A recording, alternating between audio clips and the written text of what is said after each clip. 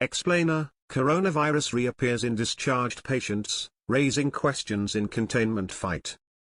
A growing number of discharged coronavirus patients in China and elsewhere are testing positive after recovering, sometimes weeks after being allowed to leave the hospital, which could make the epidemic harder to eradicate. On Wednesday, the Osaka prefectural government in Japan said a woman working as a tour bus guide had tested positive for the coronavirus for a second time. This followed reports in China that discharged patients throughout the country were testing positive after their release from the hospital.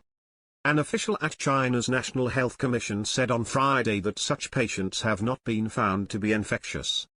Experts say there are several ways discharged patients could fall ill with the virus again. Convalescing patients might not build up enough antibodies to develop immunity to SARS-CoV-2, and are being infected again. The virus also could be biphasic, meaning it lies dormant before creating new symptoms. But some of the first cases of reinfection in China have been attributed to testing discrepancies.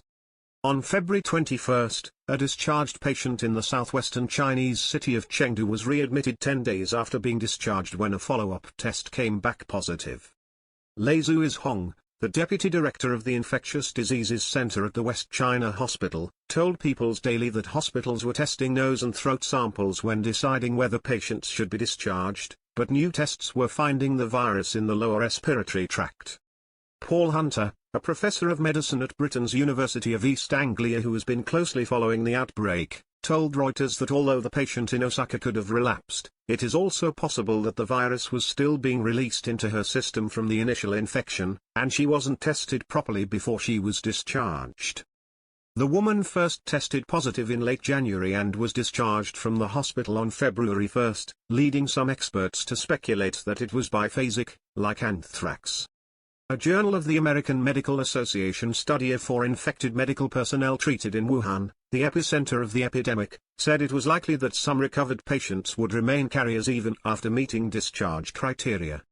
In China, for instance, patients must test negative, show no symptoms and have no abnormalities on X-rays before they are discharged. Alan Cheng, professor of infectious diseases epidemiology at Monash University in Melbourne, said it wasn't clear whether the patients were reinfected or had remained persistently positive after their symptoms disappeared. But he said the details of the Japan case suggested the patient had been reinfected.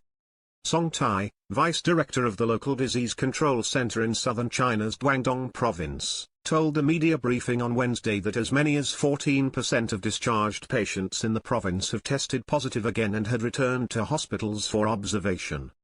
He said one good sign is that none of those patients appear to have infected anyone else. From this understanding, after someone has been infected by this kind of virus, he will produce antibodies, and after these antibodies are produced, he won't be contagious, he said. Normally, convalescing patients will develop specific antibodies that render them immune to the virus that infected them, but reinfection is not impossible, said Adam Cammod-Scott, a specialist in infectious diseases at the University of Sydney. In most cases though, because their body has developed an immune response to the first infection, the second infection is usually less severe, Cammod-Scott said. Other experts have also raised the possibility of antibody-dependent enhancement, which means exposure to viruses might make patients more at risk of further infections and worse symptoms. China has so far discharged 36,117 patients, according to data from the National Health Commission released on Friday, which represents almost 46% of the total cases on the Chinese mainland. If the 14% rate of reinfection is accurate and remains consistent, it could pose a wider health risk. I would say that it is less about if it is possible that reinfection can occur than how often it occurs, Cheng said.